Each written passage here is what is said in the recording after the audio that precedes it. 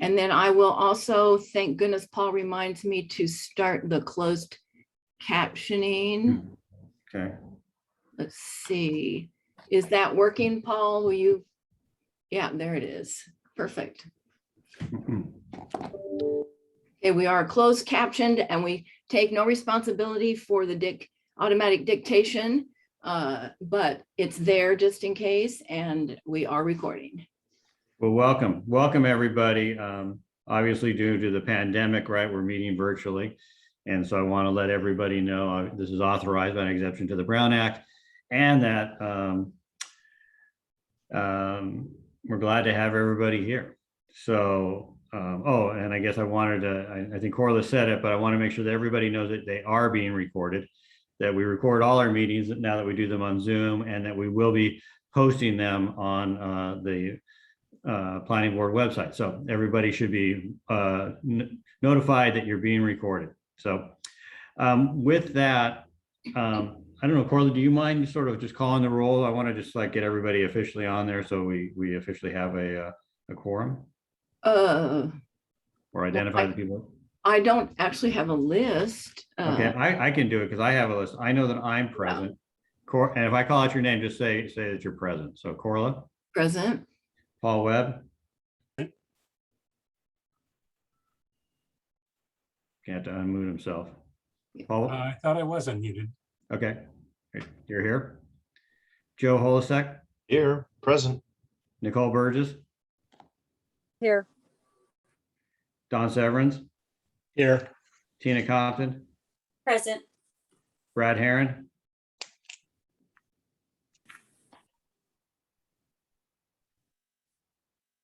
Brad, unmute. Okay. He's not. I saw his name. Brad, there you Here, go. I can see him. I was reading something that was covering my screen. There he is. There you go. Sam. Present. Mandy. Present. Eva. Present. Perfect. I got 11, which is a quorum. Did I miss anybody? All right. Well, there we go. All right. First order of business then is to approve the agenda. So do we have a motion to approve the agenda or any comments? I motion to. I'll move approval. We got Sam, and I'll get Tina as a second. Any discussion? I'd just like to remove the letter from the Traffic and Transportation Subcommittee as we did not make quorum.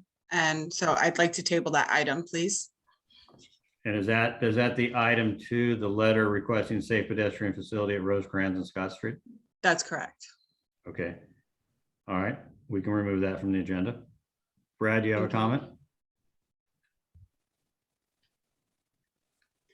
Yeah, I was going to ask Joe about the applicant action item. Did they call you up after our meeting and want to put this forward now instead of waiting until next month? Are you referring to the Ralph residence? Yeah, the 16 San Gregorio. No, they did not call me up and ask me that. I saw that it was on the agenda, so when we got to that, I intended to simply say that it's a continuance. Okay, I just wanted to meet us talking about approving the agenda. Fine. Okay. All right. With that, then, all those in favor of approving the agenda, raise your hands. Aye. We got 1, 2, 3, 4, 5, 6, 7, 8, 9, 10, 11. Okay. It is approved. All right. With that, and then hopefully everybody saw, Mandy sent out a few days ago the minutes from our last meeting for approval. Has everybody had an opportunity to review those? And does anybody want to make a motion to approve the minutes?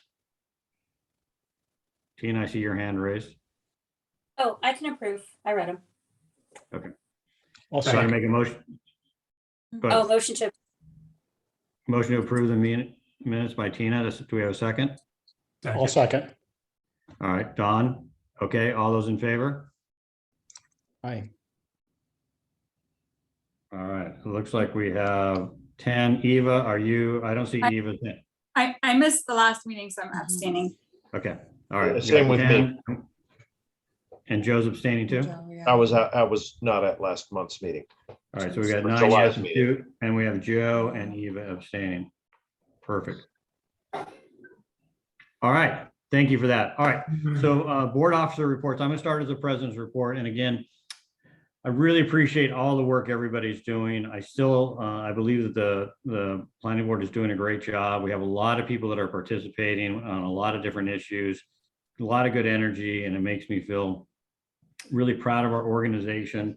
I shouldn't really say this, but I'm gonna say it anyway. I mean, I see the Ocean Beach Town Council having lots of problems, so that's not us anymore. So that's good. That's good. So feel bad for them, but good for us. So we're doing good. So I have two items as a president's or chair's report. First, I think that everybody, you know, when we talked about it last time, would prefer to meet virtually. And, you know, we're still in the middle of the Delta variant. The big issue is that we have an exemption from the Brown Act that expires at the end of September.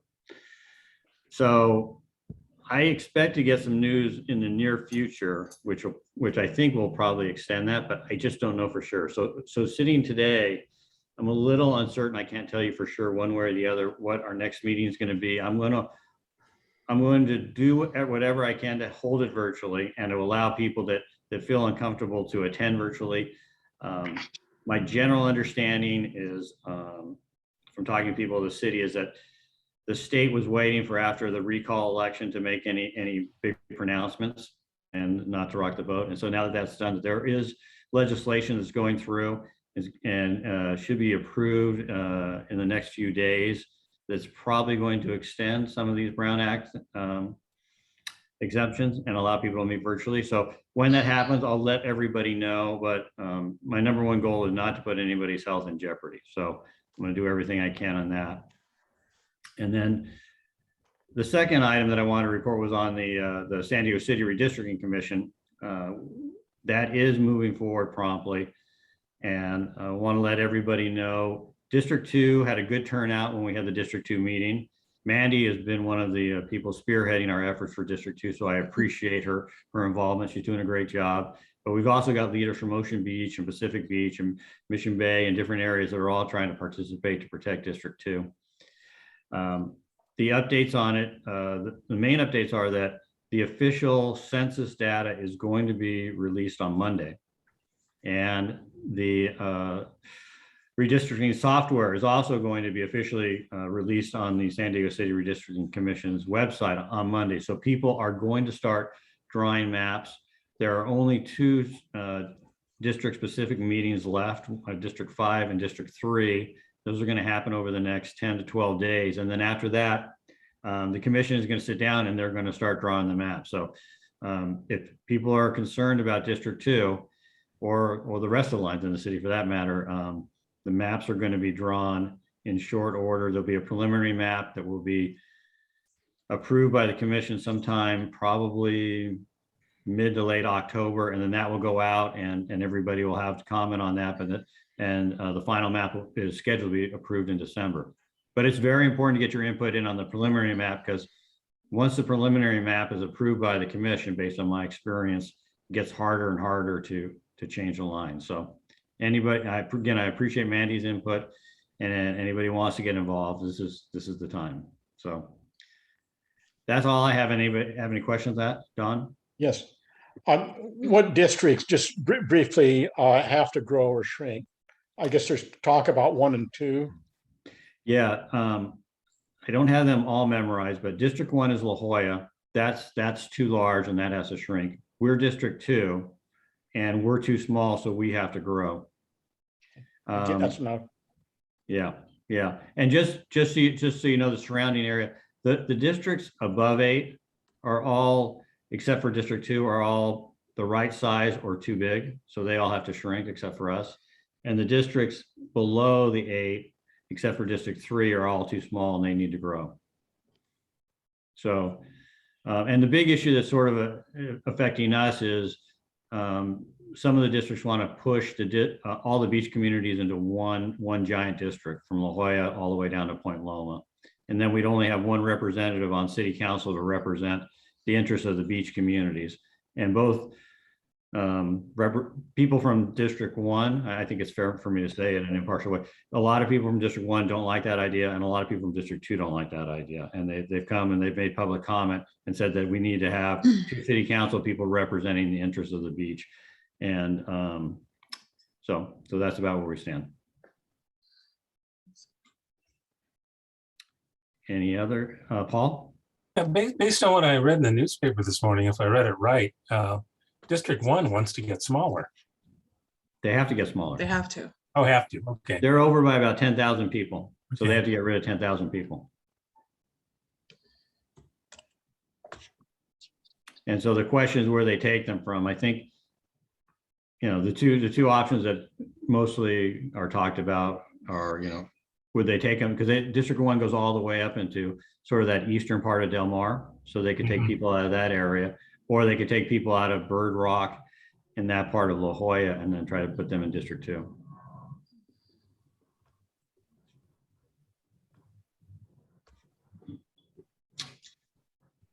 Any other questions? Okay. All right.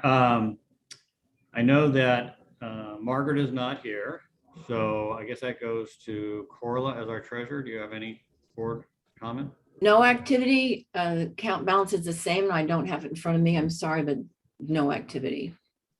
Okay. All right, Brad, I skipped over you as a second vice president, or vice chair. I don't mean to do that. So Brad, do you have any report you want to make? No, not at this time. Thank you, though. Okay. And Mandy, do you have any report that you want to make as secretary? I would just like to let everyone know if they have not completed their ECAL training, that they must do that as soon as possible, and be sure to send the certification to myself so that it can be submitted to the city. I did want to extend my thanks for Corla and the board this last week, just providing the roster information. That's something that we want to make sure that we maintain and have available for all of our members. So if you need to update that, feel free to let me know that as soon as there are changes. And I did want to say thank you to, or say congratulations to Tracy DeZenzo. She is one of the most recently elected candidates that was elected to OB Town Council. So I'm really encouraged. You had my vote, Tracy. And so I'm really encouraged to see the changes at the council and wish you the best. All right, and that's all I have. Mandy, I have a quick question. I Sure. think Corla commented on it quite a while ago, but I don't really recall. For board members such as myself who've been on the board previously and then had a gap year or whatever, do I need to retake that training? My understanding is that you would need to take that training again. Okay. That's something that would need to be done. So, Okay, so I'm sorry, what was the portal name? oh, I can email it to you, Joe. Can you It's just please? ECAL. Sure. Yeah, I Okay, can go ahead and great. email that to you. No worries. And that's just online now. It's Yes, yes. It takes, I would say it takes about 45, 50 minutes. There has been issues. If you have like a Mac type computer, sometimes it doesn't populate correctly, and you can have issues with printing your confirmation receipt at the end, showing that you did complete it. So just be mindful if you have any issues to just reach out and let me know. great. We're not on Macs in our office. Oh, okay, well, that's good. All right, thank you. Yeah, just what some people have done, Joe, is when they couldn't print it out, they did a screenshot of it and then they turned that into a PDF and they sent it to Mandy and then she'll send it in for you. No problem. But, and I think that is right, just for everybody. Yeah, if you're a continuing board member, then, and you know, as long as you're in continuous service, you don't have to redo it. But if you're a new board member, or if you're a gap board member like yourself or Paul, then you'd have to redo it. Okay, I'll try to do it this weekend for you. Okay. Thank you.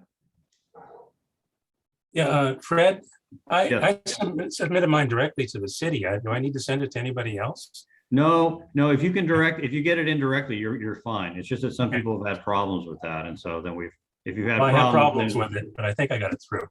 Yeah, I think you're But good. does Mandy, do you need to keep record of that as well for us? Unmute. You're on mute, Mandy. Apologies.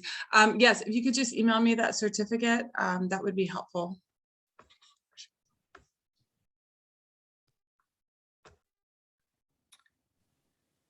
Okay, with that, we are going to move to non-agenda public comment. So are there members of the public that, or board members that want to make a non-agenda public comment? Just raise your hand or put up your virtual hand.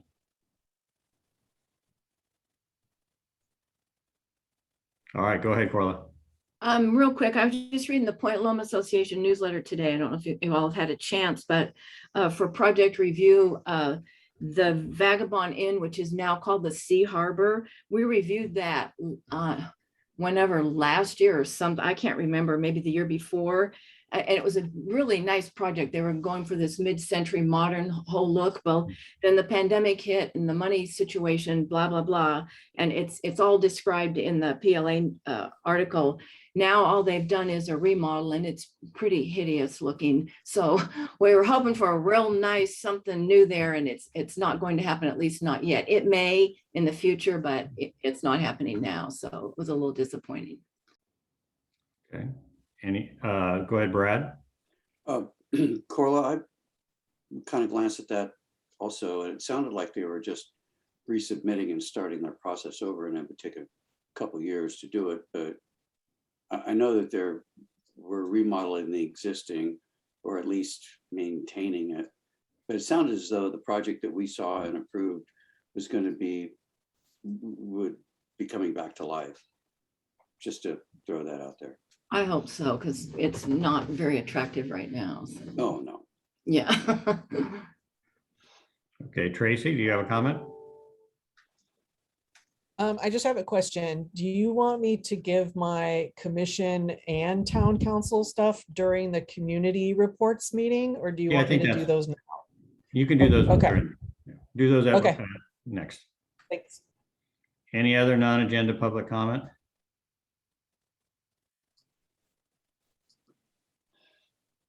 Okay, I don't see any.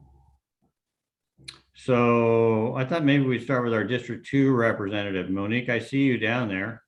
My screen, you want to give us a government report as to what's going on in District 2? Yeah, hi, everybody. I'm sorry, I was joined a little bit late. I was having difficulties logging on. Yeah, so just quickly at City Council, they resumed. So this is their first week back in City Council. There was legislative recess all of August. What happened on Monday and Tuesday was there was an item regarding ghost guns. So City Council went ahead and approved, approved stronger protections against ghost guns. The council president was proud to vote for it. And we're actually seeing this equip the San Diego police officers to confiscate guns that are not registered to their owners in our city within the past week. Just another item is a short-term vacation rental ordinance. We are expecting the mayor to present more information on fees and lottery systems in the October, November city council meetings. So that's something that we will be keeping you guys updated on. Another issue that we've been hearing on, again, is just the street vending ordinance. We are working on that to give clear guidelines and restrictions for street vendors. It is taking a little while because we are trying to make it fair for everybody who are using it around the city. We are also wanting to bring this in the fall. So we were hoping to have it by September or the end of September. However, it is taking a bit longer because it's a more complex issue than we thought it would be. So we do hope to have that maybe around the end of October, early November timeframe. And then the city council president, she joined the county in opening the new monoclonal antibody regional center in Claremont. So this is a center that has its capabilities of testing and providing treatment for COVID. It's a really unique and great opportunity for the life sciences here in the city of San Diego. So if you want more information, we'll be able to provide that to you. And our office is actually on another note, our office is taking all interested young individuals who want to join the San Diego Youth Commission. So if you know of anybody you would like to recommend them, please tell them to join and submit their application for review to our office. We'd be happy to look into it and see if they could join the commission and working towards a better San Diego. So With that, that concludes my updates. Or is there any questions? So let me just start, Monique. One question I have is, it's my understanding that the city council met virtually in September. And obviously we're meeting virtually now. And do you have any insights from the city as to what's going to happen after September 30th? And are we going to get new guidance on the ability to continue to meet virtually? That is something that we're still working on. I know that we really want to return back into person. However, just with the way that things have been going, it's kind of still up in the air. As we approach that date, we'll probably have a better understanding whether they're going to resume in person. But as of right now, I don't have a clear update. Okay, and I don't know if you read the agenda, but I know it's farther down there, so I'm just going to point it out just as for information. But we're going to be talking about a letter. I know we've had some meetings and talked with you about the pocket park, but there's going to be a discussion by the planning board later on tonight about that. So I encourage you to look at that and think about it. And I'd like to, see if there's a way that we, if we approve the letter for the pocket park, whether we could get Jen Campbell to try to get on board and trying to help support that. Yeah, I think a letter would be great to help push it forward. I know that our office has been working with Parks and Recreation Department regarding this particular project. We've already voiced our advocacy for increased funding anywhere that there is, and we are kind of looking at different avenues to pull from. Right now, we just don't have any further details on that because it is in the works and we haven't identified any additional funding, but it's something that our office and Parks and Recreation is working on. So if you want to actually send that letter to our office, we'd be happy to make sure that the Parks and Recreation Department is looking at it, and then just let them know that this is one of our priorities as well. Okay. I don't want to monopolize all the questions. Anybody else have questions for Monique?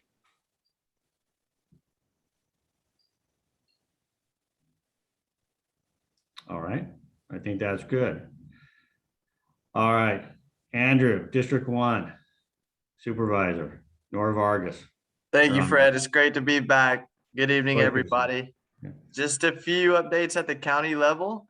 So on Wednesday, September 15th, the San Diego County Board of Supervisors voted to approve a board letter put forth by Supervisor Nora Vargas and Supervisor Joel Anderson, which is the Micro Enterprise Home Kitchen Operation Systems.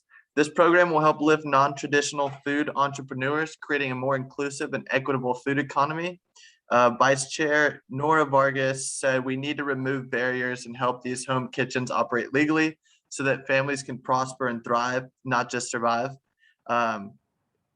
So the county still has two different grants for nonprofit organizations. That's the Community Enhancement Grant and the Neighborhood Reinvestment Grant. And my colleague Ryan Trabucco is leading the efforts on that. So if you know of any organizations that still haven't applied and may need help, please feel free to pass them my information and I'll help them get connected. On October 5th, that's our next Board of Supervisors meeting. Supervisor Vargas is initiating a board letter to have a Office of Economic Prosperity. So in the state of California, there's only 2 counties that would have offices like this, one being Orange County and the other being San Diego. This office would be solely to support business needs, innovation. So when Supervisor Vargas and I met with small business owners, we got a lot of feedback about how long and difficult the permit process was, HR and payroll complications. So this office specifically would be to expedite this process and to help businesses with their needs. So we have the early draft that our policy teams put together. If you'd like to take a look at that and comment and give us any kind of feedback, that'd be great. I'll pass that on to Mabi Castro, who's our policy director leading that effort. And I'll also put my contact information in the chat. Thank you, everybody. Any questions for Andrew? All right, thank you, Andrew. All right, how about Tracy, your patient? So how about it? Let's get an Ocean Beach. People love Ocean Beach. Let's get an update on Ocean Beach. Are you sure there's no other meeting or no other people that want? There are. I see DK down there. We got Muska. We got a couple others, but I'm anxious to hear about Ocean Beach. Okay. Okay, all right. Well, I'm gonna put on two hats tonight. I'm gonna put on the commissioner hat for the Commission for Arts and Culture, and then I'm also gonna put on my newly appointed town council hat. Let me talk about the commission first. So the City of San Diego Commission for Arts and Culture is seeking applications from artists, cultural practitioners, and arts field professionals from all disciplines and backgrounds throughout North America and Baja California to lend their time and expertise to review and rank proposals from nonprofit organizations for our two funding categories, which are Organizational Support Program and Creative Community San Diego. It's a great opportunity to volunteer for the commission. It gives us a great outsider perspective of the grants and allows the grantees to, really get some good feedback, especially if their grants are not or if their grant applications are not accepted. So the panelists will usually give really good feedback on how they can improve their grant applications for the following year. So again, the deadline for applying to be a panelist would be Sunday, November 21st, and I will make sure to post the link so that you can get more information on becoming a panelist in the chat. Secondly, well, let me just tell you, Ocean Beach Planning Board, we don't have anything really exciting to talk about. So, I mean, we looked at, a letter for the pier. We looked at the parking that people want to do, again, endless parking stuff. And we also looked at I think the neighborhood plan or something like that, but it wasn't, it wasn't anything like earth shattering kinds of stuff. So Ocean Beach Town Council, however, thank you, Mandy, for the congratulations. I am officially on the Ocean Beach Town Council after a kind of a crazy and tumultuous couple of months. But we are looking forward to moving past whatever drama had happened and getting on to putting on some of those really great Ocean Beach events that happen every year. And the first one is going to be a kickoff of our first annual OB WAG, as in WAG. It's going to be kind of a pet parade slash vendor kind of thing, where we're going to have like paparazzi or paparazzi. We're going to have a parade of mutts, walking down to Dog Beach. We're going to have some surfer dogs. So it's just kind of a fun little first annual OB WAG event that we're gonna try out this year, and that is going to happen on September 26th. We have the Ocean Beach annual pancake breakfast scheduled for October 2nd. And we are also looking to recruit people right now for the holiday food and toy drive. So there is a planning meeting that's going to happen September 22nd. So if anybody is interested in volunteering for that or wants to be part of the planning group, definitely reach out to me. I'll put my email in the chat, and we would appreciate anybody's help. We think that the need this year is going to be really great. So, anybody who wants to help out with that, we will gladly take your help. And that is it. Does anybody have any questions for me? I'll start with a question. I think we got a letter from the city just this last week about whether we would potentially support closing and locking the parking lots from, I think it's 10 o'clock at night. I can't remember what time it is. Is it 10 o'clock to 4 o'clock, something like that, to cut down on the rowdiness down there along the beach? Are you guys considering that kind of thing? Yeah, well, we've asked them to close the lots for years. I mean, we sent them a letter last year and asked them to close the lots for, between certain hours. And this year, the city sent out a letter to a number of stakeholders and asked them if we would approve certain time spans for lot closures. Like, they've completely ignored the fact that we wanted some gates that actually lock people out of some of these parking lots. And they just mentioned the closures, but we did discuss that, and we do have a motion that we're going to submit to the city that discusses each one of the 3 lots down there, the lifeguard, the pier, and the Dog Beach parking lot. So I can actually post that motion in the chat as well, so you guys can see what we've submitted. And if you guys want to, join forces and agree or disagree, that's great. I appreciate that. Thank you. Thank you. Any other questions for Tracy? Okay, great All right, job. thank you. Thank you. Thank you. All right, DK, I'm not, you got any updates for Midway? Yeah, hey, good evening, everyone. Nice to be back. Midway, I feel like it's been a while since I've been here. So updates since the last time, so we closed out, obviously, our Navar comments, got those submitted ahead of that August deadline. That was great. We had kicked off a little subcommittee that put together some sort of official planning group comments and then submitted those along. Since then, obviously, the city of San Diego's restarted their whole sports arena thing. Yesterday, we actually had a meeting and we saw, we had a presentation from the director of real estate assets who kind of just articulated and outlined what that timeline looks like as far as the redevelopment of the arena and all the different steps.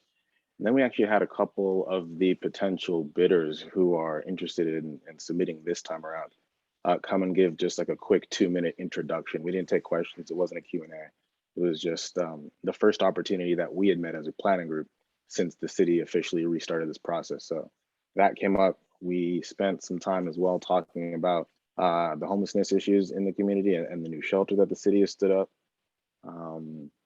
And then also there was a conversation about a hotel that was purchased, we believe, by the city of San Diego and is being used apparently for the resettlement of Afghan refugees. That's what was discussed earlier this week, and then we brought that up at the meeting. Didn't get any answers whatsoever, but we remain curious to find out what that hotel is being used for. It's been real great in Midway lately. Okay, so you don't know the name of the hotel or which hotel they bought? I believe it's the Wyndham on Midway Drive. I can find the address and drop it in here. Yeah, that might be interesting for people to know. Any other questions for DK about Midway? I do. Go ahead, Carla. Is 2 questions. Is Brookstone still interested in sports arena redevelopment, or they dropped out completely, or do you know? And also we're reading about Pier 1 and a homeless thing. What do you know about that?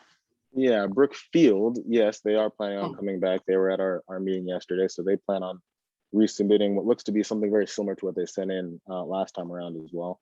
Obviously with the additional affordable housing component. And then, yeah, the city has stood up, I guess, it's technically the City of San Diego's Housing Commission in conjunction with the Alpha Project, which is a nonprofit that provides services to homeless folks in actually the empty Pier 1 old building, which is part of the sports arena redevelopment site overall. So we know it's ultimately a temporary thing. They're basically using a effectively condemned building or a not in use building for some of the treatment for some of these folks that have been in that encampment down the street. And so obviously, I mean, that came together very quickly. We have a lot of strong feelings about that, but that was a decision that we learned about this past Friday. I believe the same time most of the folks in this neighborhood learned about it in the Union Tribune.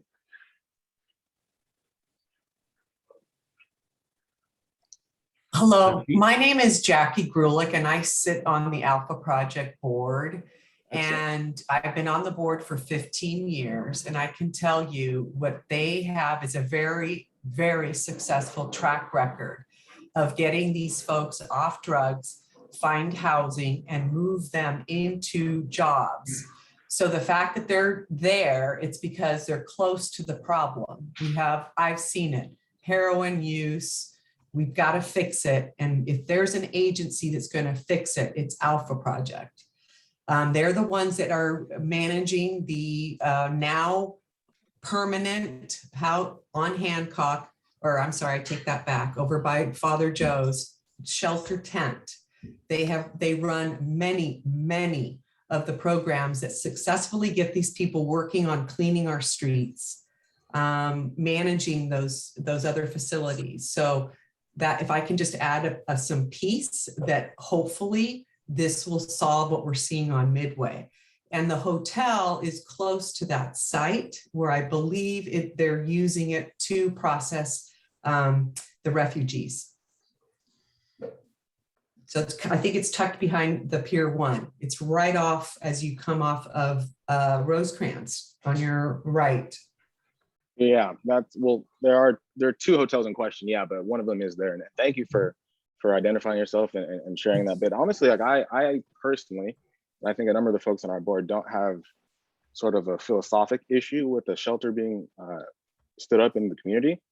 I think most of what we were concerned about was just the sort of lack of communication and the rollout. Obviously, you know, to your point, we've been dealing with, you know, this issue specifically in a very hyper concentrated way in Midway for some time now. So I actually appreciate the fact that there is some sort of action being taken and progress being made. But certainly for those of us who spend a lot of time worrying and working towards the betterment of this community, it would be really great if the city and all these different agencies who are taking action were you know, a little bit more proactive in communicating some of these things. That's the prevailing feeling in the Midway group. But thank you, like I said, for giving us a little more background about what Alpha Project does. Yeah, well said. And thank you, Jacqueline. Any other questions for DK? All right, well, thank you. Muska, do you have any updates you'd like to share with us? Good evening. I do have a very quick update. As many of you are aware, the public comment period for the OTC or Old Town Campus Navor Revitalization Draft EIS period ended on August 12th. Our environmental team is going to more than thousands of comments, and we have received and working hard to analyze and eventually respond to those comments. So next step in that process will be the release of the final EIS, which is sometimes in 2022. I don't have a set date for that yet, but as soon as there's any updated information on that date, I will provide that to the community. I will also leave the project website. It's always a great resource to learn more about the latest on the project and any questions you may have. Other than that, a good number of Naval Base Point Loma personnel are still teleworking and will continue to telework for near future. So hopefully that is translating into fewer traffic impacts on Rosecrans. Despite the fact that we have a large number of people still teleworking, we have continued to engage in campaigns to promote alternative modes of transportation to our personnel.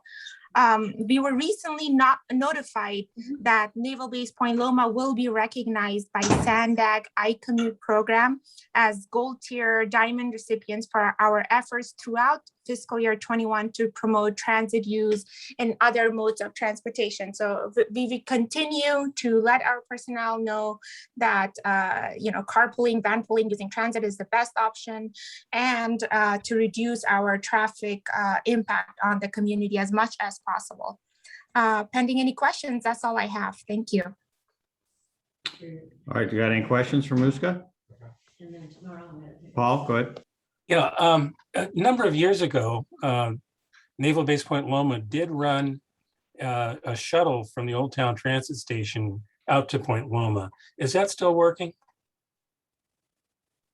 We don't have a shuttle program anymore, and that was stopped due to funding issues, just lack of availability of funding. However, recently we did test out a pilot program where through our MWR to see if we can provide shuttle services to some of the sailors that may go out on weekends to downtown or surrounding areas. And unfortunately, we did not have a great success with that because not many people utilize that service. But we are in, you know, COVID-19 posture where we, like I said, a lot of our personnel are teleworking. So hopefully in future we can test it out once we have all personnel back and see if that makes any difference. But we are testing out different avenues to see what, you know, works best.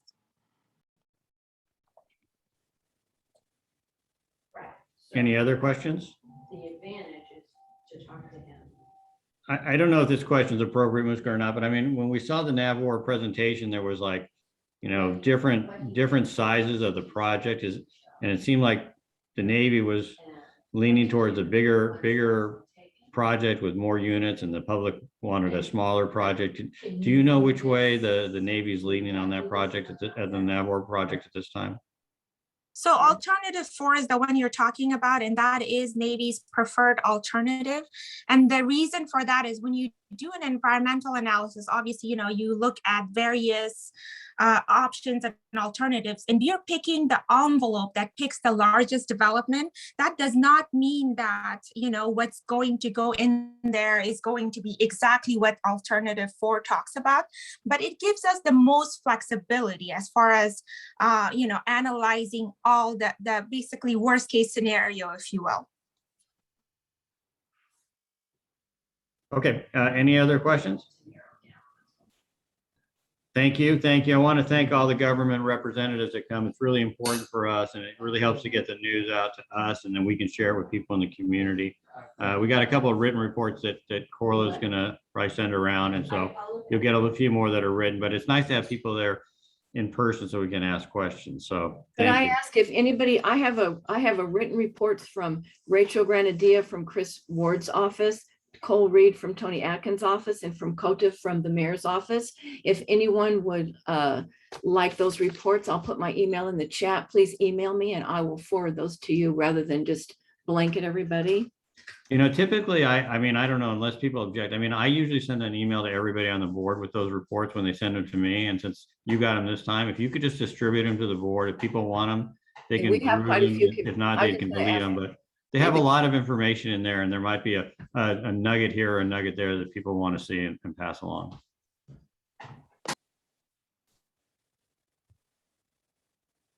All right. With that, then we'll move on to project review. And Joe, I understand that probably the Ralph resident isn't going on, but I did hear that there's a lot of projects in the pipeline. So I don't know if you could just give the board maybe a little update as to where we are on project review and what the pipeline looks like. Yeah, so the pipeline is really full. There are probably 5 or 6 other projects in addition to the Ralph residence, which we did review in project review this month, all of whom said that they're in this holding pattern waiting for cycle review comments from the city. And so there will come a time, I don't know when, that the city kind of catches up to the applicants, and we have quite a few projects coming forth.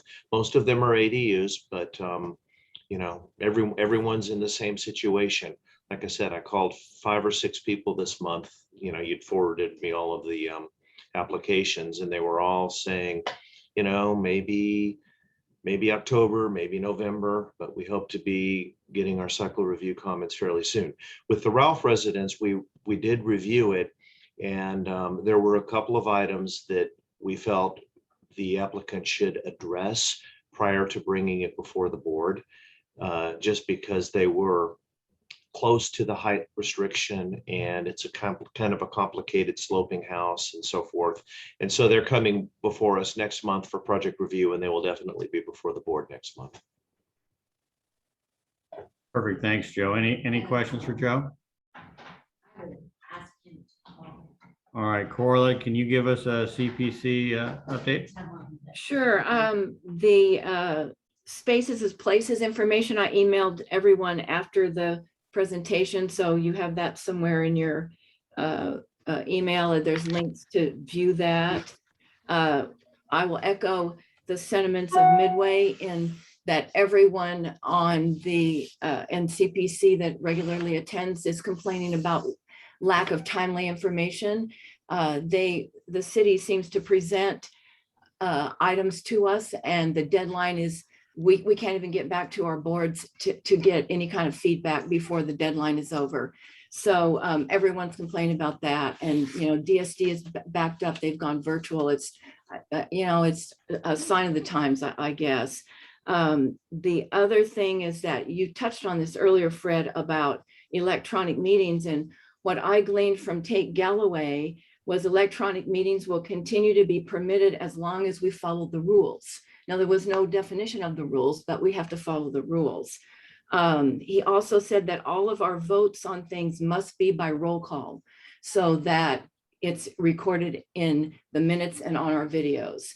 So, and otherwise, you know, we just heard from everybody, nobody really knows how the virtual thing is going. And that's about it. That's about it. Okay, any questions for Corla? All right, well, thank you.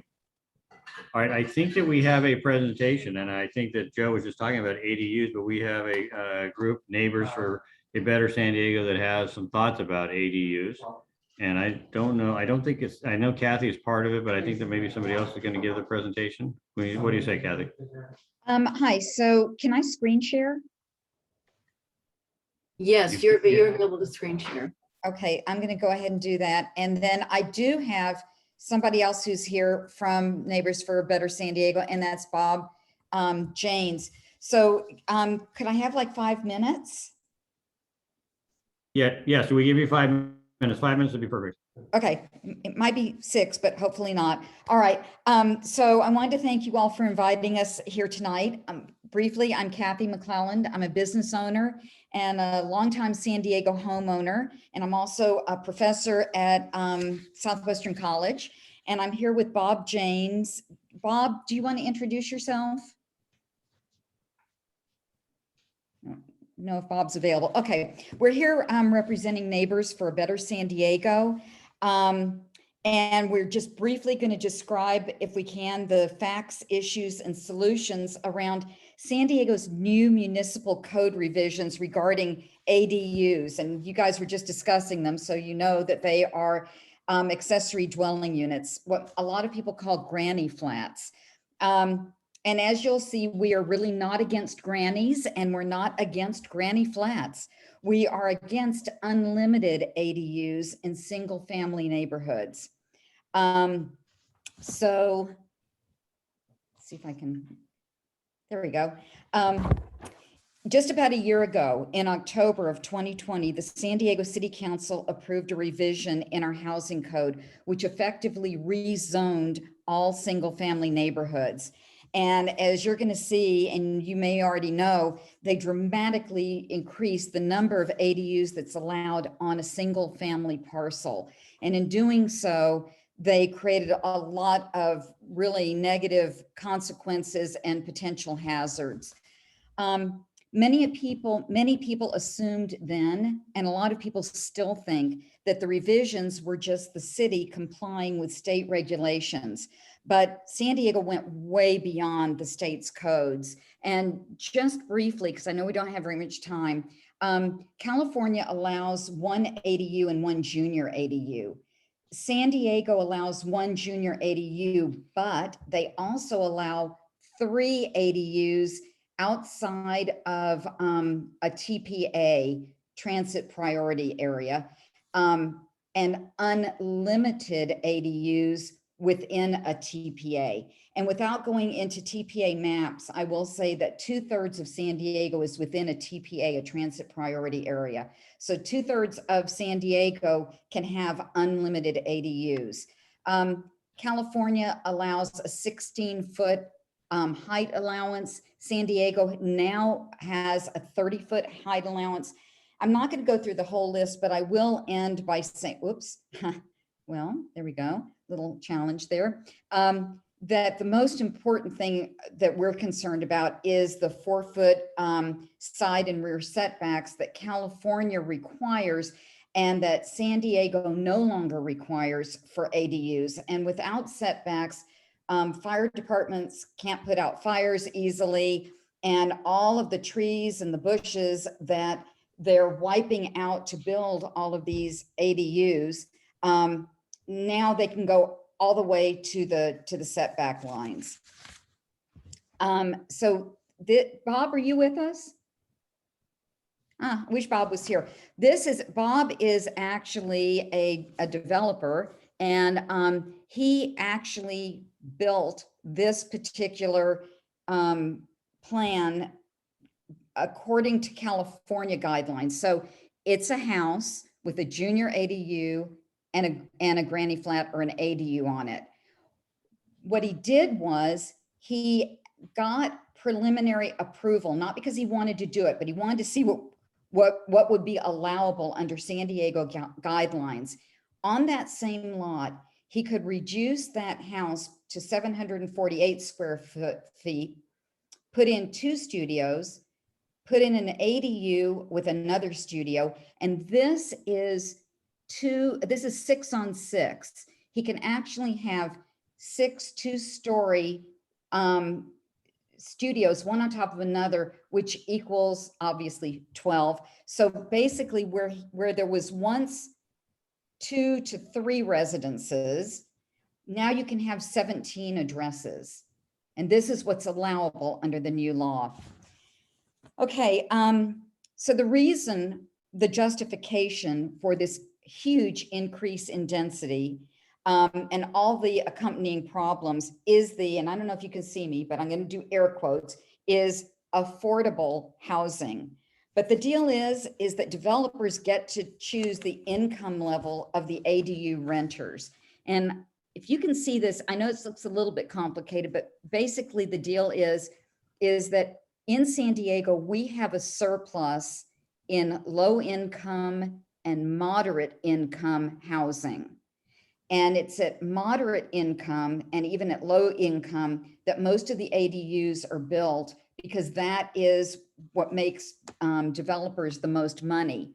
Where we have a huge deficit in housing is in extremely low and very low income.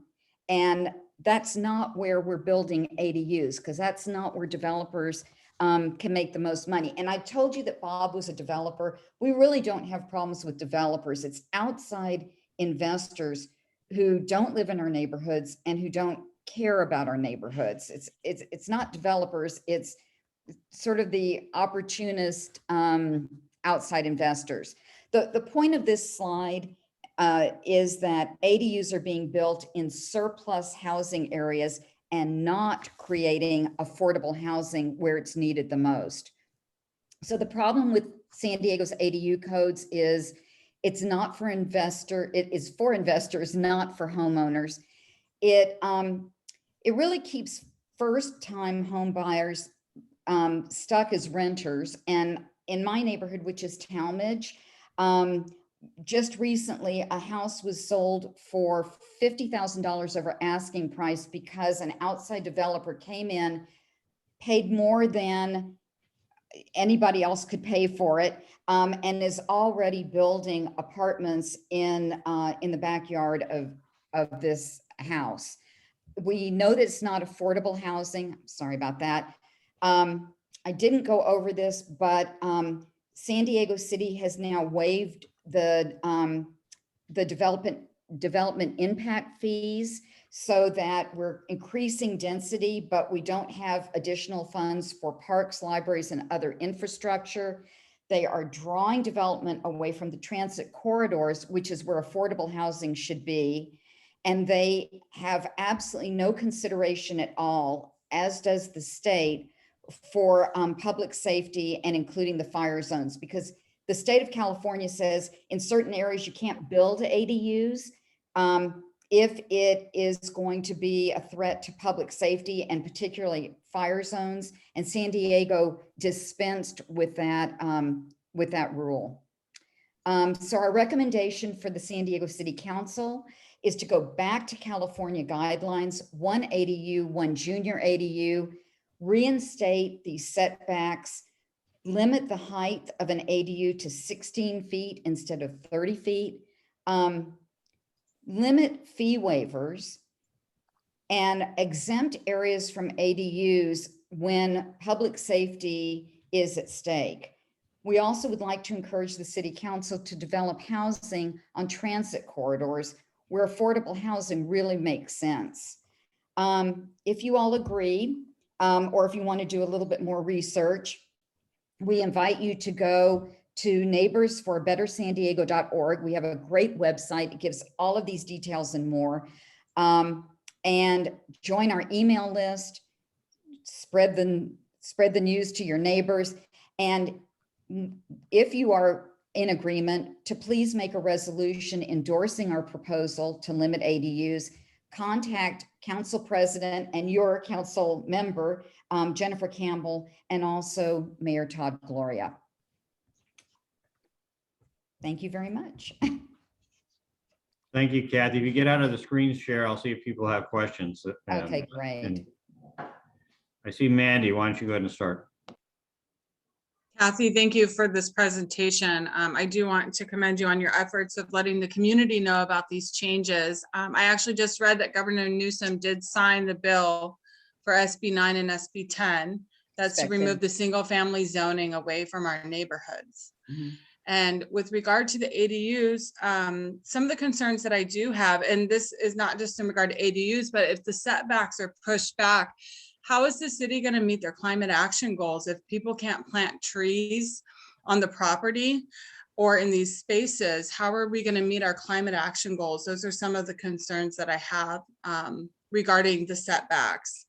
As far as the amount of ADUs in the backyard, I believe, isn't there like a requirement for them to only be built or zoned for 10 years? Is that what the city's trying to pull with the current ADU? You know, I'd love for Bob to join in. Bob, are you here?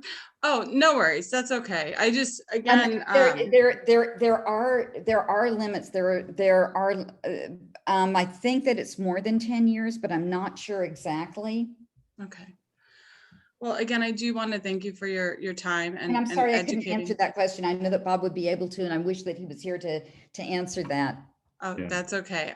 I can find the information. Thank you. What I'd like to do though is I will put in the chat room, if it's all right, our website so that you can, because all of those are right on our website. Yeah, Yes. Kathy, I think that would definitely be helpful. And I just want to second what Mandy said. I mean, we're all, ADUs are a big issue in Point Loma. So the more we learn about them is the better. So it's I think it's very interesting. I think I saw Corla with a hand up. Go ahead, Corla. I do. I'd like to ask about FAR. Is that thrown out the window now or what? Yeah, that is pretty much thrown out the window. Yeah, I mean, they do have to take that into consideration, but basically they can cover every square inch of soil, cut down every tree. Yeah.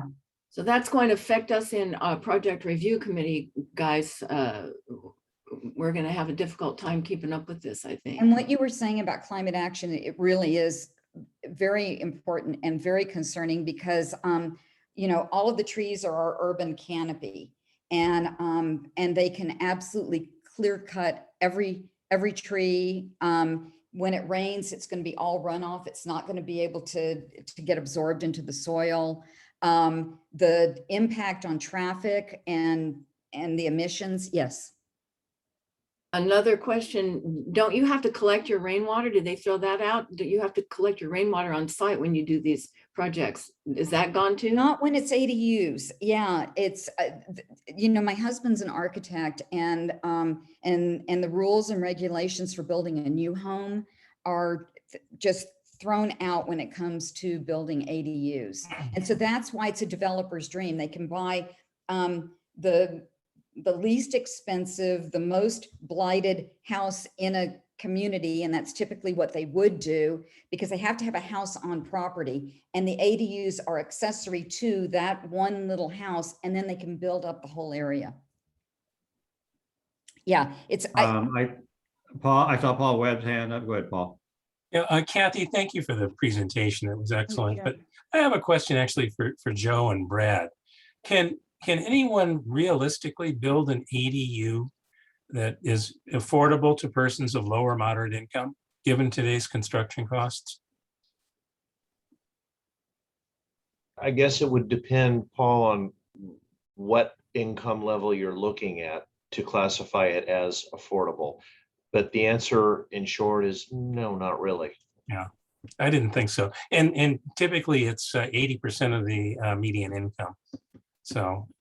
Well, we've talked to some people about price per square foot, and they're talking, at least the small ones, that one in Sunset Cliffs. He said, oh yeah, $600 a square foot. Yeah. And we're small. Because of the compressed size of them and the fact that many times they're over a garage, so they've got other issues to deal with. Yeah, you're talking $350 to $600 a square foot.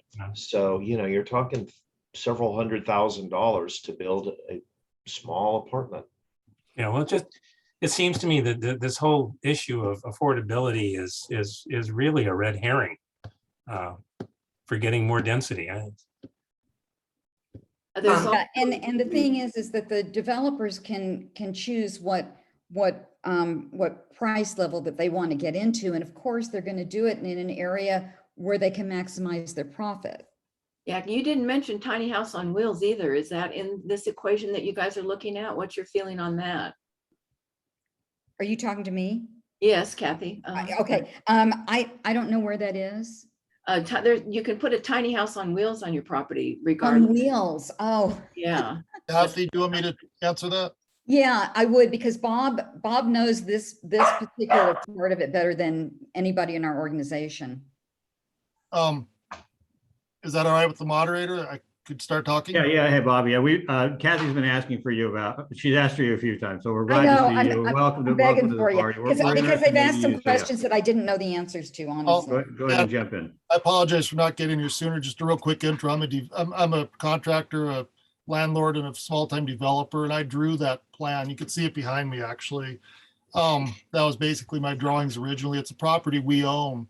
So we've read the code. And tiny house, to answer your question, I know we're on a timeline here. The tiny houses are not, like the houses on wheels are not part of this. It has to be an actual structure that's built.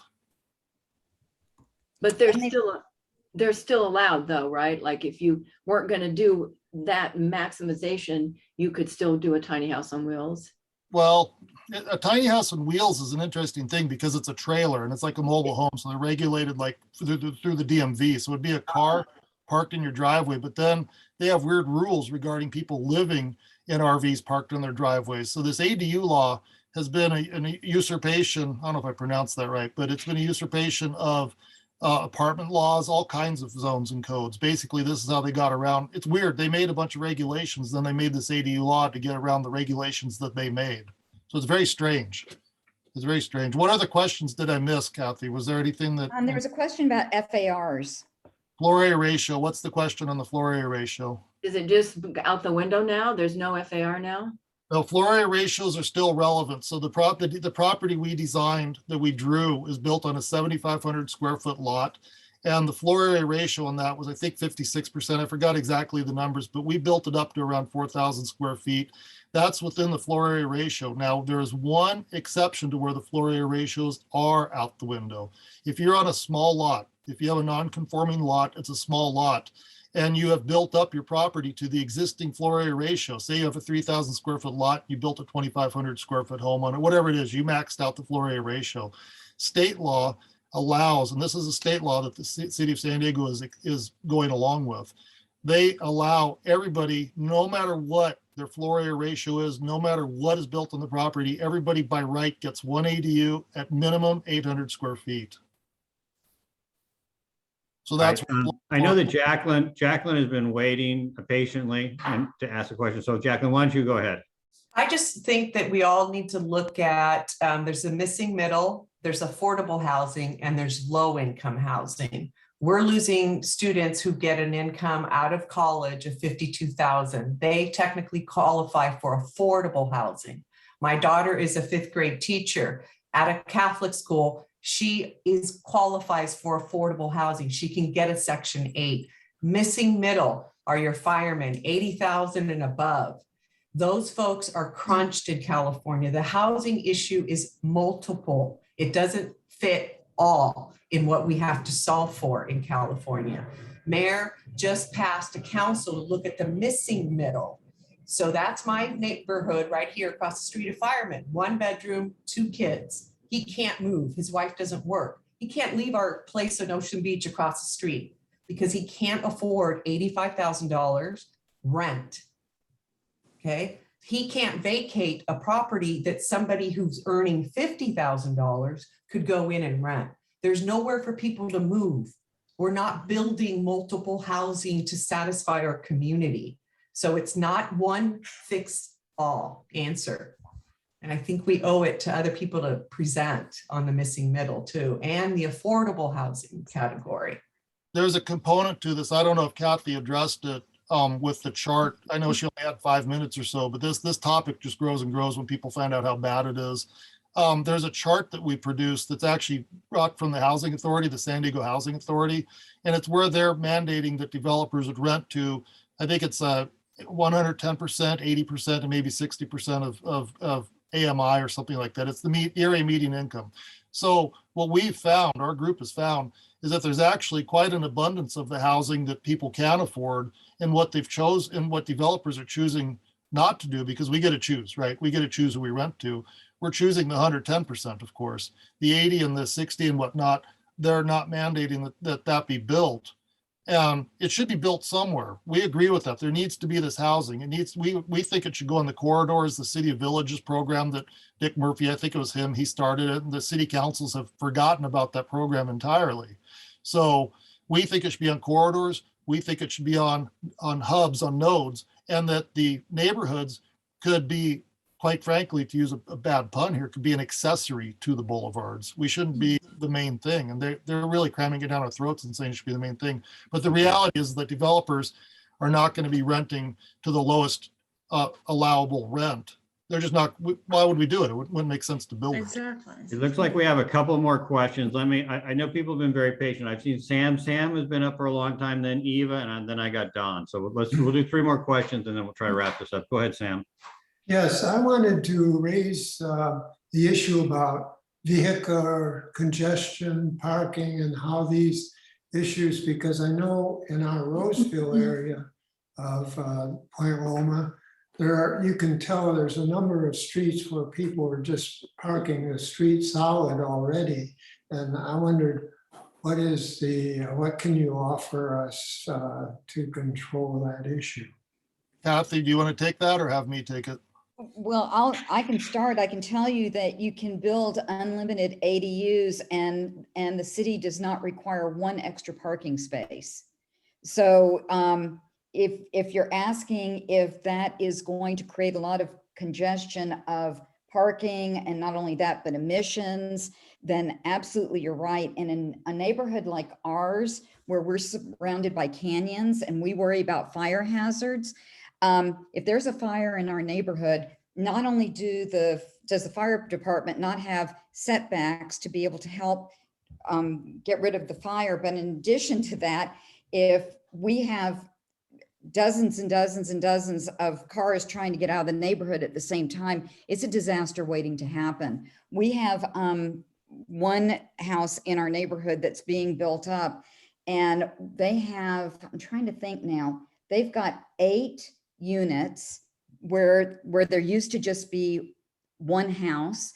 So if you figure 2 people per unit, that's 16 cars where there used to just be 2 cars. And that's not even counting if someone might be visiting these people. So imagine that for every house that typically would have 2 cars, you have 16 cars. And now imagine that you have to evacuate a neighborhood. So I'll let Bob answer that too, but. Yeah, and unfortunately, I think I'm looking at the Zoomer. Sam, you asked the question. There's no good answer for this. The state of California has mandated that cities, municipalities cannot mandate parking. Okay, so, okay, fine, whatever. People build 1 unit per the state code. That's 2 extra cars. It's still a problem. It's a smaller problem. City of San Diego, in their infinite wisdom, says we'll just build dozens of units, 5, 10, 20, whatever it happens to be. And because of that state law, they can't mandate extra parking. And the reality is they don't want to. If you look at their climate action plan, these guys want to, and whether you agree or disagree, it is what it is. They want to get people out of their cars, and they're looking at this as a method to get them out of their cars. They aren't taking into account, I'm a contractor. You think that my guys are going to take a bus with all their tools to work? You think the work that they're going to do is on a bus line? This makes no sense. They're for lack of a better term, they're screwing the entire service industry. And it's a regressive law, horribly regressive to the service industry and lower income who depends on their cars for work. But the short answer is there will be cars everywhere. If you want to see how bad it can be, come up to San Diego State on any given day and look at the neighborhoods and cars parked everywhere. All right, Eva, you got a question. Let's get Eva's question and then Don. It's more of a comment than a question. And I think we need to be honest about what these ADUs are used for. And especially along the beach communities, I would argue that the majority of ADUs actually are never available to long-term renters or alleviate, any sort of rental shortage, but they're turned into vacation rentals, mini hotels. They do not contribute to solving a housing problem in any meaningful way. All they are useful for is really lining the pockets of developers and the people renting them without any regard to how this affects neighborhoods in terms of traffic, noise levels, renters coming and going, affecting school enrollment. You might remember this was several years ago, Mission Beach Elementary actually closed because there were so many vacation rentals in the neighborhood and not young families anymore that school enrollment essentially vanished in that neighborhood. So if we talk about ADUs as solving a housing problem, they don't, and they won't. And the thing Thank you, that Eva. I completely agree with you, and I'd just like to add to this that the real tragedy of this is that when the city is asked, what are you doing to solve affordable housing? This is what they come up with. And because it's not affordable housing and because it's not addressing the issue, this issue is not being adequately addressed. Right. So people who really do need affordable housing, it's not being worked on. No, it's All not. right, let's, Don, you have a question. Let's wrap, and then we're going to wrap this up. Briefly, do Kathy and Bob have kind of a sample or model letter that they could send in case the chair wants to sign it to one of our committees? Kathy, you should take that one. What I can do is I can email you something tomorrow morning that you can make available to your board and to your neighborhood, basically. Did you gave a shorter presentation? I think in the longer I did. presentation, the last slide actually has our recommendations that basically we're asking each community group to support our position and let the city council, their council representative know. But Kathy will send you all that. But I can send you some sample letters that could go to the mayor, to Jennifer Campbell, and even wording for the resolution too. Great, that should be sent to the chair, Fred Cosmo. Yeah. Yeah, so perfect. Yeah, send that over. You have my email and you have Corla's email. And I do. Kathy and I'll Bob, get that over to I you think tomorrow it's an morning. issue everybody's really interested in. So I appreciate you guys coming and sharing the information and thank you. Yeah, and can she also share the presentation as well? That just had a lot of helpful information to I would be spell it happy out to to. people so that we can distribute it throughout our community. We have I a would be website happy with to all do that that. on it too, and it really spells it out really well. And the reality is there's 2 of these units we know of right now that are being built. It's real, it's happening. It's not speculation. It's full on happening.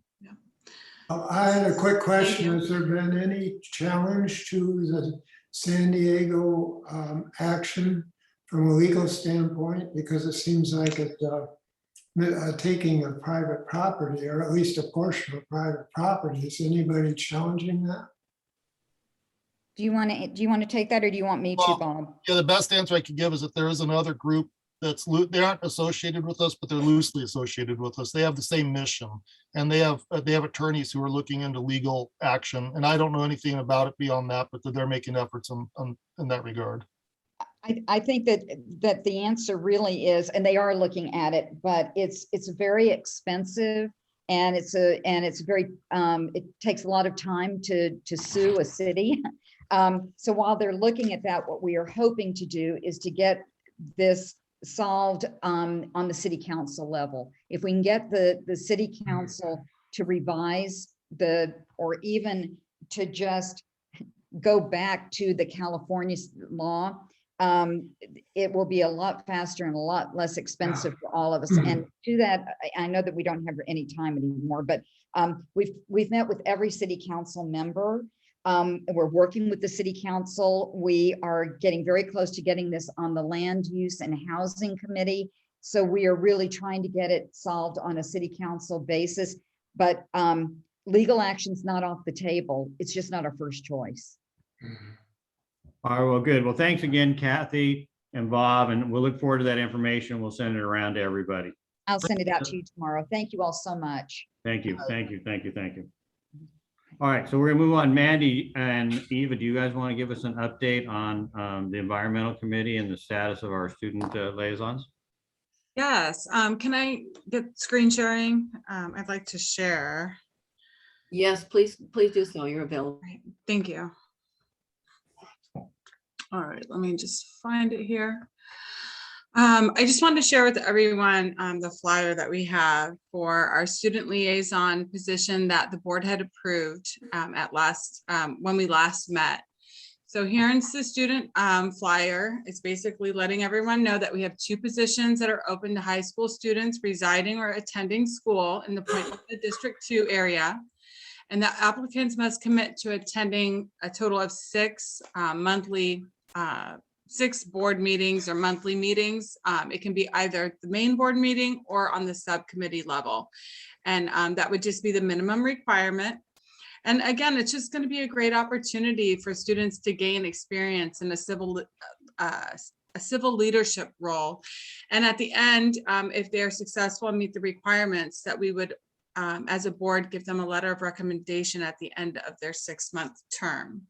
So the application, along with the flyer, has been posted to the website. The application is located on the main board page. So emails of the completed applications have to be received no later than September 30th. I've also included the Zoom meeting link, as this is a mandatory meeting. The applications will be reviewed and the applicants can introduce themselves formally to the environmental subcommittee and any other community members who wish to attend.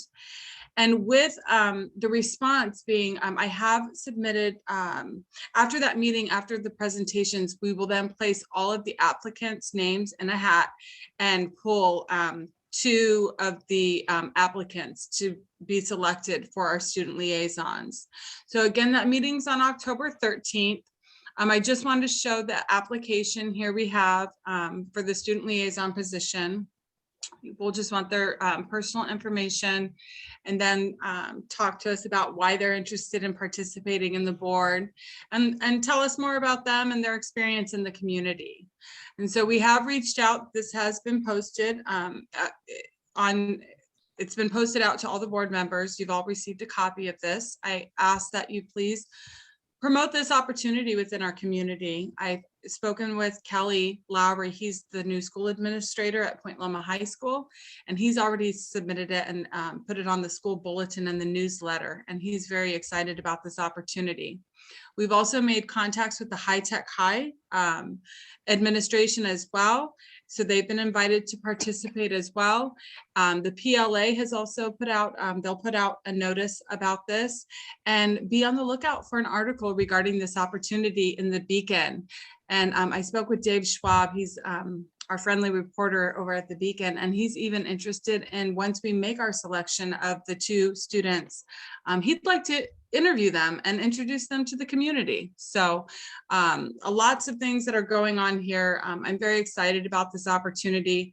I laugh, I mean, I'll be 40 in January, and no offense, but I am one of the younger participants in a lot of community meetings, and knowing that we don't have a lot of youth that are involved, I'd like to encourage that participation and give them the full board experience and let them know what we do for the community and get them excited about all things community related. So we've got to foster that environment for the next generation. So I do thank you all for supporting us with these efforts. And Eva has just been great. I know she's been so busy keeping us all safe and healthy at the hospital, but I'm really encouraged about this opportunity. So if you know any high school level students, feel free to send them our way. We'd love to have them join the board as a student liaison.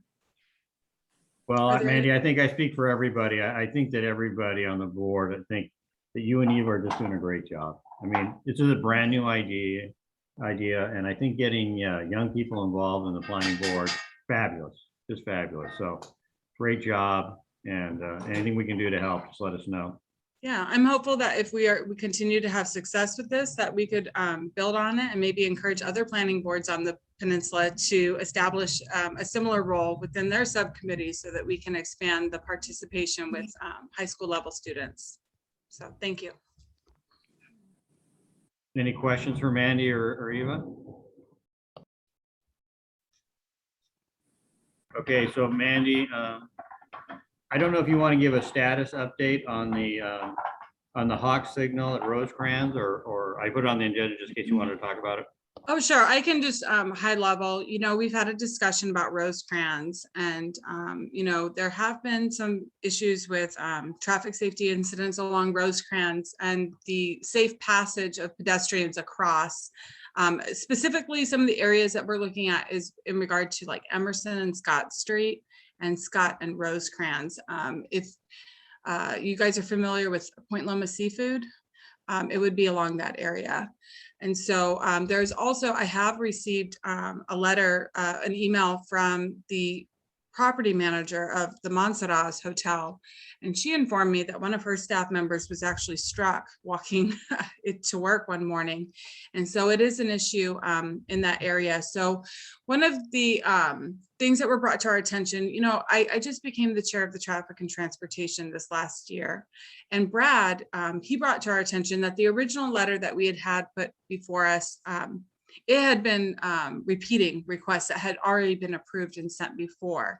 And so the other issue that he had also brought to our attention was that a flashing beacon or a crosswalk along Rosecrans, due to the level of traffic and the level of service, that it would not be a safe or appropriate mitigation. And what that would be instead would be what's called a hawk type of crosswalk. And it I did share an information. I'm sorry, I didn't prepare. I wasn't going to speak on it, but I did find that there is a hawk safety traffic light that's along Torrey Pines and La Jolla Road, right in between Amalfi and Prospect Place. And so I went and visited that, and I actually was able to see it in action. And basically on each side of the street, you have a button that's operated where the pedestrian, if they wish to cross, they would hit the button. And over it, it looks like a street light that goes over the crossing walk. And there's also a big area that they've cleared away to keep the area in front and behind the crosswalk safe and clear of cars. And so once the pedestrian selects that button, the lights start changing and it starts flashing from yellow, and it takes about 10 seconds. It transitions to red and both the traffic is stopped. And it allows them, the pedestrian, to proceed across the street in a safe manner. Further research has also confirmed that if we were to select that mitigation, that it's going to cost about I believe, Brad, you said it was about $300,000 for the installation or the cost Yeah, of it's that about the mitigation. same cost as a traffic light. Yes. And effectively that's what it is. It's a pedestrian traffic light. Yes, and so we did not meet quorum, but some of the conversation has turned into, if we do want to select that for a mitigation, would this be better served or would it be considered like a CIP project because of the cost? And so again, we haven't come up with a resolution, but I don't see, Muska has left, but I know that this is a military working, corridor for traffic. I'd like to see the city and our council member really take a look at that corridor along Rosecrans, specifically to the Roseville area, so that we can have appropriate traffic safety mitigations installed that don't hinder the flow of traffic or is a detriment to the traffic. Because another issue along Rosecrans is those lights are programmed and timed. And if we were to install that type of mitigation, would it mess up the flow of traffic? Because it is a pedestrian-led mitigation, and it's not, it could impact the timing of the lights. And so that's something that we're going to continue to discuss in the Traffic and Transportation Subcommittee. I encourage all inputs and participation. So I do want to thank Brad because he's just been very helpful with this scenario as well, just kind of educating the traffic and transportation members, the newer ones, about board positions in the past and discussions that we've had about these areas. So I do appreciate that, Brad. It's really been helpful when making these types of requests to the city. So thank you. That's Well, all I have. Thank you very much, Mandy. I appreciate you being the chair of the committee and doing such a good job and trying. Yeah. Really appreciate it. All I can do to help. Well, I appreciate it. Thank you, Brad. Yeah, and I like, of course, it always makes me happy when everybody works together. So great job, everybody. And it's good to discuss these things a little bit in advance so people can kind of think about the issues and the areas and what's going to be coming up. So I appreciate the update. I don't know, does anybody have any other questions for Mandy? There was one thing that I did want to ask. I know that with the quorum issues, I didn't host the meeting, but I did want to have a discussion to clarify. Has the board made a position with regards to quorum for subcommittee meetings? Is it a requirement for us to meet quorum for subcommittee meetings as well as the main board meeting, or is that just for the main board meeting that we have to meet quorum? I think the rule is that you could still have an informal meeting if you don't have a quorum, but you can't pass anything. You have to have a quorum to vote something that you're going to approve to bring to the board. Okay. Tony weighed in on it a year or so ago, so it looks like Tracy may have an opinion on this too. But I thought that Tony had expressly said that you don't need a quorum at a subcommittee meeting. But we've gone back and forth about whether we agree on that or not. So yeah, Fred, if you could ask Tony Kempton maybe if that's something he could weigh in on. That would be helpful. I'd be happy to ask Tony that. Tracy, do you have an opinion? No, I have a question about the Hawk stuff. So I was looking at the flyer that you attached here, and it said that it's just now being rolled out, and it's something that people are trying right now in Arizona and a couple other places. But I'm just wondering, like, all traffic mitigation, eventually people become blind to. If they see a stop sign over and over again, they're going to blow through it eventually. If they see, a flashing beacon for pedestrians, they're going to be like, oh, it's a flashing beacon and whatever, and it's like, I think that people just become blind to certain things, and it would be interesting to see how these actually help in the long term. And if it's something that people don't become blind to, and just blow through.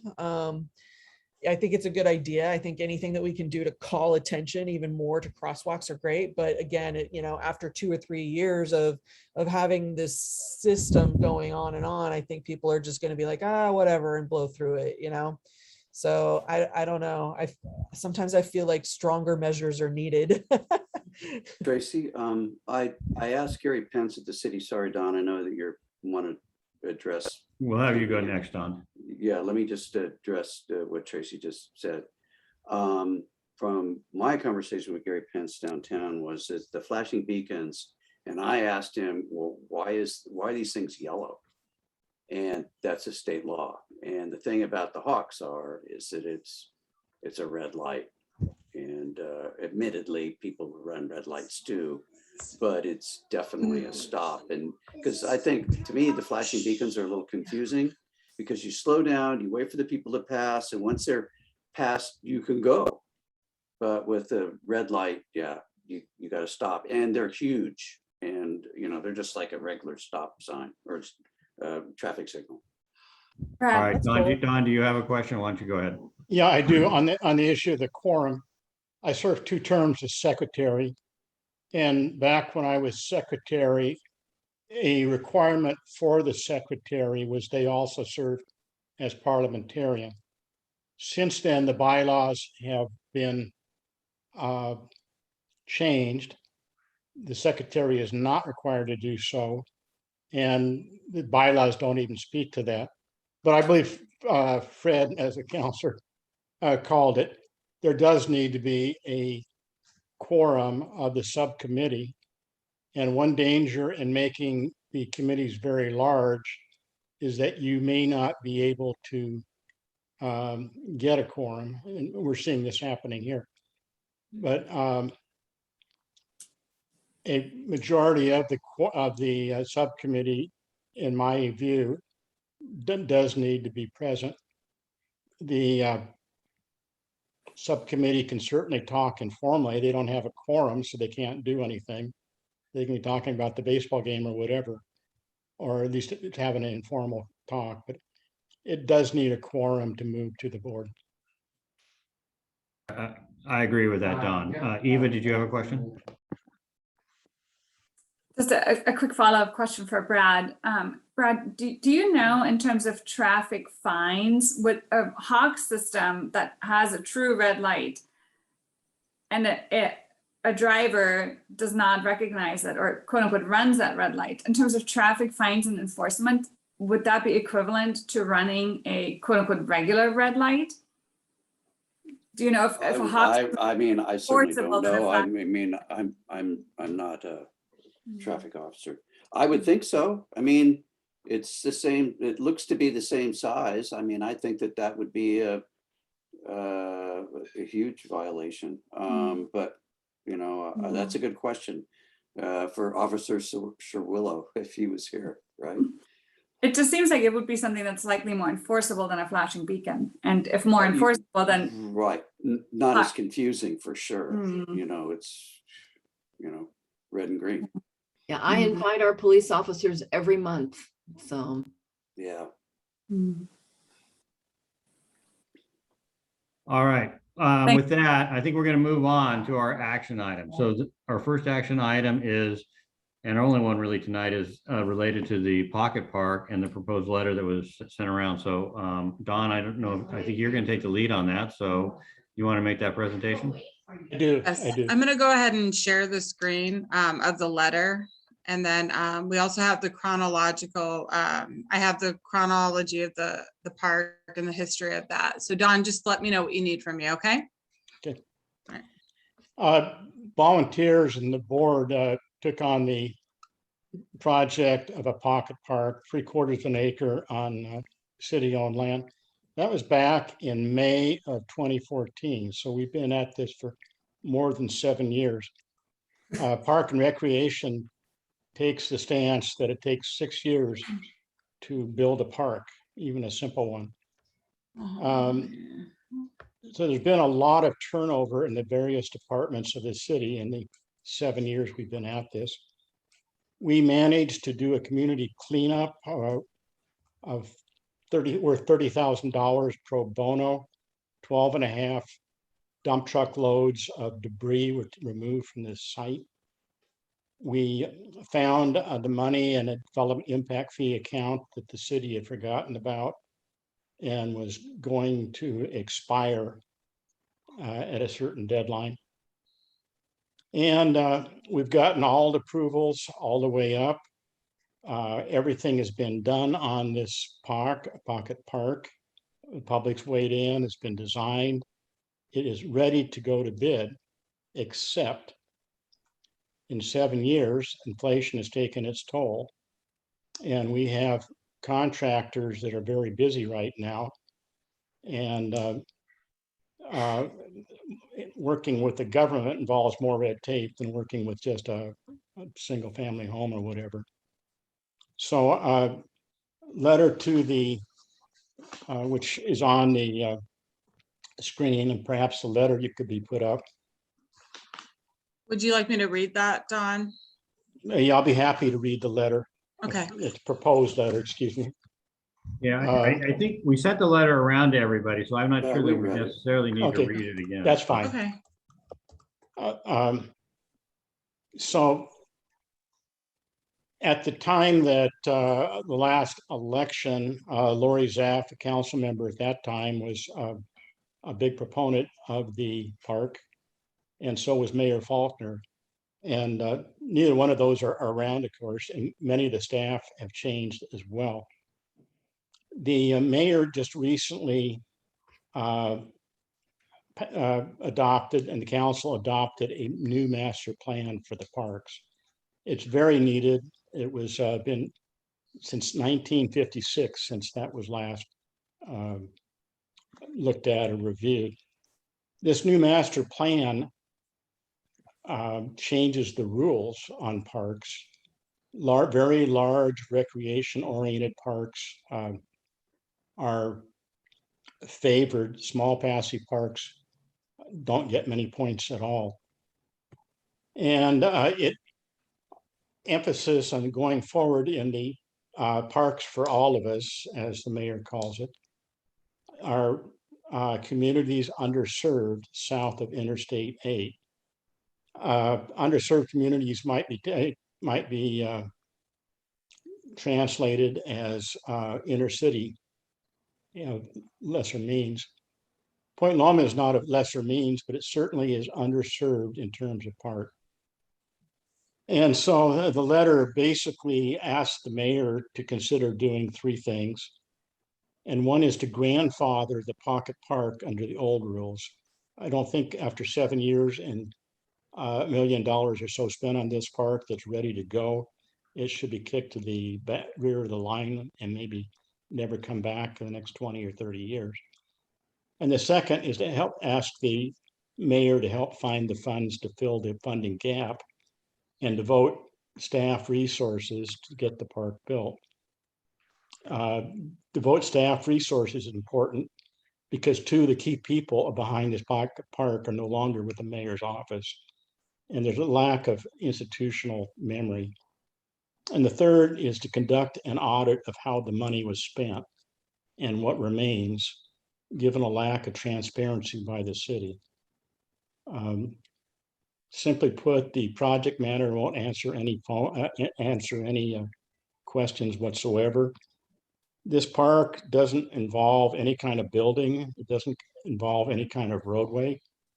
And how it could escalate from 844,000 to 2.5 million is a good question, which we really should have answered in terms of a good husbandry of our taxpayer money. So that's basically it. We are proposing to send this to key players in a number of agencies, and more than just the mayor's office or the council too. It involves the Park and Recreation Department. It involves Public Works, which actually does the building of the park. It even involves Tracy. It even involves the Commission for the Arts and Culture. So there are quite a few, and there's been a lot of turnover. That's my pitch. All right, I'm gonna stop screen sharing. All right, thank you, Don. Do we have any presentation. questions for Don on the proposed letter? Brad?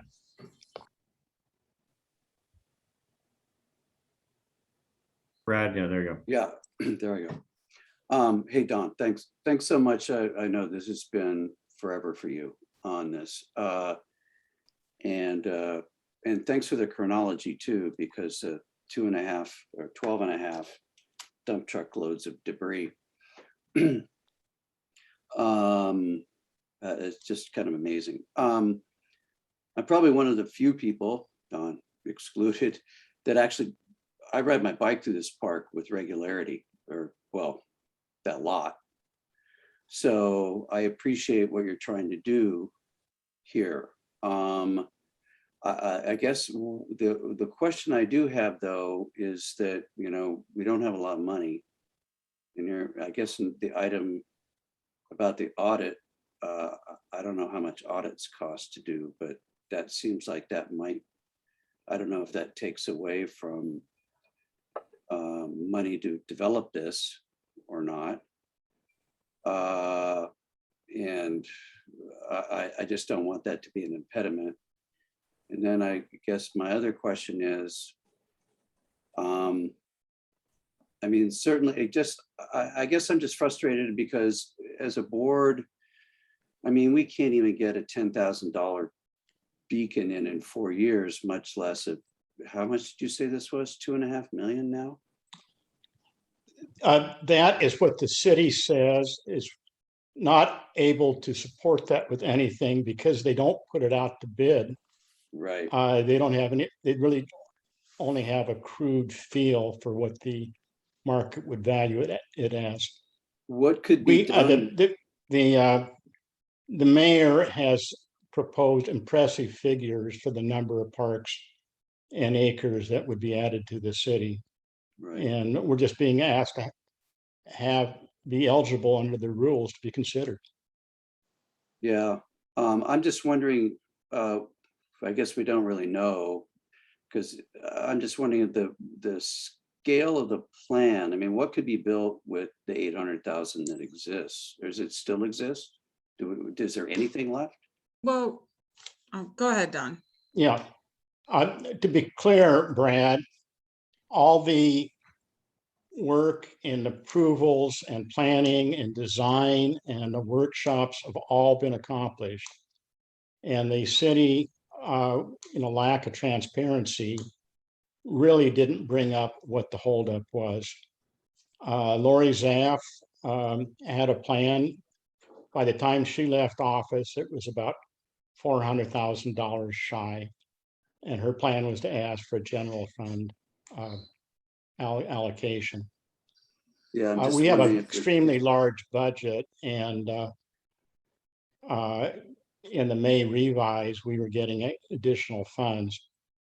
So that would be a request. And I guess what we're asking for is to be grandfathered in the rules, and then to have the mayor's office take a look at this.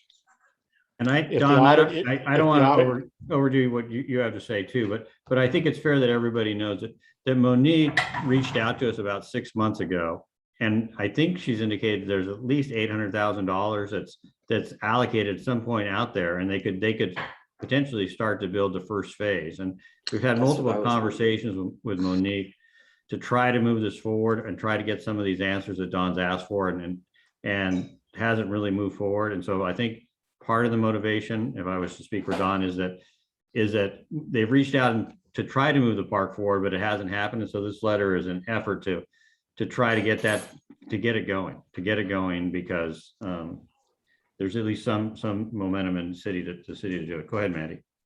Yeah, I'd like to just want to thank Don for his commitment and all his efforts regarding parks and wanting to sustain park space and increase that in any possible way that we can.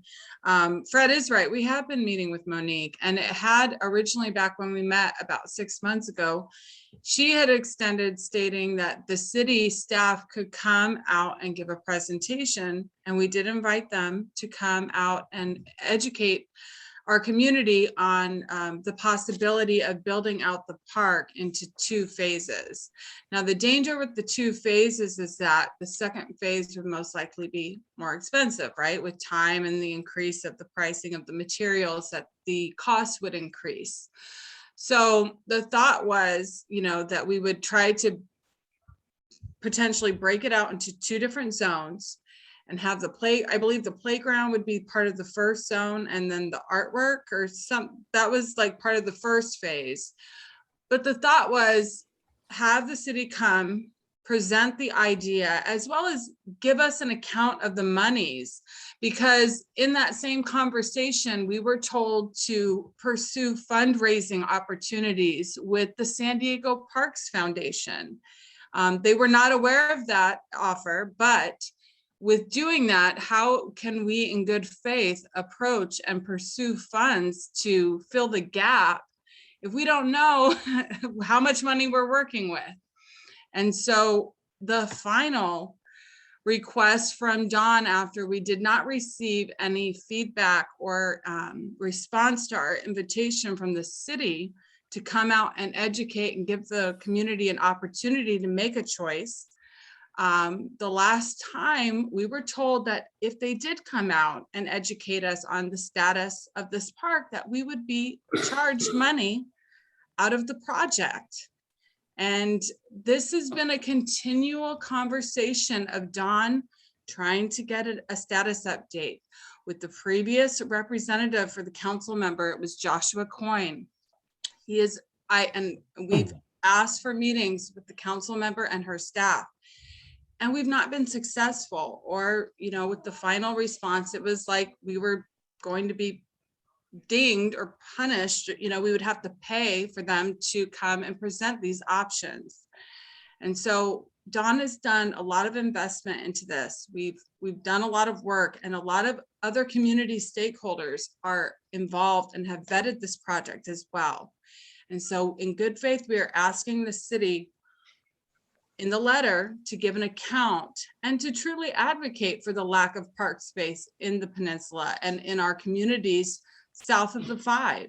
While we have had a park master plan update, it seems like the old record or the old requirement of 2.8 acres per 1,000 residents is no longer the requirement. And Right, so Mandy, I think I've seen a few hands, so let's go ahead. Oh, let's get a sure. few Go ahead. questions, okay? Sorry. I see Paul, why don't you go ahead? Yeah, and Mandy raises a very good point. As I said a couple of meetings ago, anytime anybody touches a project, they're going to build to it. So anytime you write a letter, you make a phone call, whoever on the city answers that phone call or responds to that email, they're going to bill an hour to this project. And you start out, I've had experience doing capital improvement projects for state parks. You start out with what you think is a Cadillac budget. But you end up with a Yugo project because of all the expenses that accrue over time as you go through the process, because you've got to account for contingencies, you've got to account for inflation. You just never, you have to scale back what you want to fit what you have. At least that's been my experience. I would agree with that. But again, the community has not had the option to make that decision because the city won't come and give us that update. So I feel like this letter is the best way for us to get a status update on what's going on. And Don, why don't you want to weigh in on it? Yeah, with all due respect, we got a letter or an email from Monique that was pretty vague, and it seemed like she was withdrawing her request to pursue this or to present to our board, which is why the letter is addressed to the mayor. What she said tonight was the first time that we've heard that. And she carries through with that fine. So we didn't oppose this being done in phases, but there was no agreement to pursue it. All right, Sam, you've had your hand up for a while. Sam, do you have a question? Yes, I just wanted to make sure that the quote grandfather issue is done in a way that would preserve the situation so that it doesn't get lost as we have more turnover. And I was wondering if in effect we should have a resolution of council or something, or request something like that so that it kind of puts a stake in the ground and they can't ignore it in the future. So is it, what is the appropriate way to make sure it'd be a shame to lose this park, but I've walked that area and I know it, and I think it'd be a shame to lose this. So I'm concerned about how do we actually have grandfathering done in a way that we don't lose the opportunity. Well, I think that this letter to the mayor and calling the attention to various parties is a very good start. We can do this by council a resolution, I would believe. I agree totally. The only question I would say is, should we ask the grandfather with some kind of council resolution or something like that? So that there's an actual record in the city archives. But that was my only concern is could it get lost again? All right, so do we have any other, Corla? Go ahead. Yeah, back in the day, Conrad Ware warned us about this attrition to the budget by phone calls and letters and anything to do with that that everybody has discussed. So that's a real issue. And then I also want to be sure that our community member, Mary has her hand up now, but when I look at the letter, I would like to change Avenida de Portugal Pocket Park to Cannon Street Pocket Park because the city's referring to it as the Cannon Street Pocket Park. So if we're calling it something else, there might be confusion on their part and they don't know what we're talking about. I know that the discussion has been, and the Portuguese community was going to support and is behind this, but everything I think that the city is reviewing and looking at is saying Cannon Street Pocket Park. If I could respond to that, that's another case of the city changing the rules. It gave a working title of Canyon Street Park, and you wouldn't really be, that would be the secondary exit. The Portuguese community was founded in 1880. This is a very historic street. They agreed to be our nonprofit sponsor. There is a procedure for having a public vote on the title, and that would be appropriate. But first, you have to make sure there's going to be a park. I agree, but if we're communicating with the city, we should be using their working title is my opinion. Thank you. All right, Mary, you're a local citizen and you want to make a comment on this? Right. Corla pretty much said what I wanted to say, the main things I wanted to say, but I do want to reiterate that the city's working title for the park is Canyon Street Pocket Park, and I urge you to change the subject of your letter and the enclosure, the chronology. And the city's been using that since at least July 2017. And Don just spoke of institutional memory leaving the city. So why not help your letter's recipients, auditors, or even interested members of the public by using the same identifier the city uses? For instance, the city's capital improvements program website uses the name Canyon Street Pocket Park. There's no Avenida de Portugal project to be found there.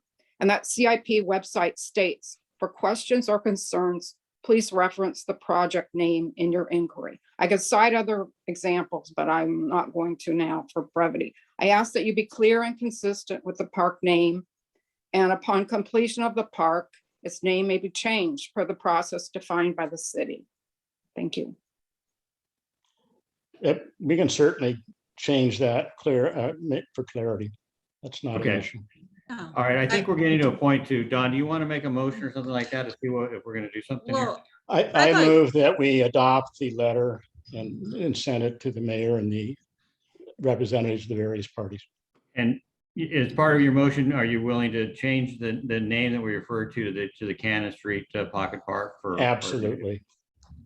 I'll second that motion. Okay, got a second by Mandy. At least we got a motion and a second now. So, okay, discussion. Go ahead, Brad.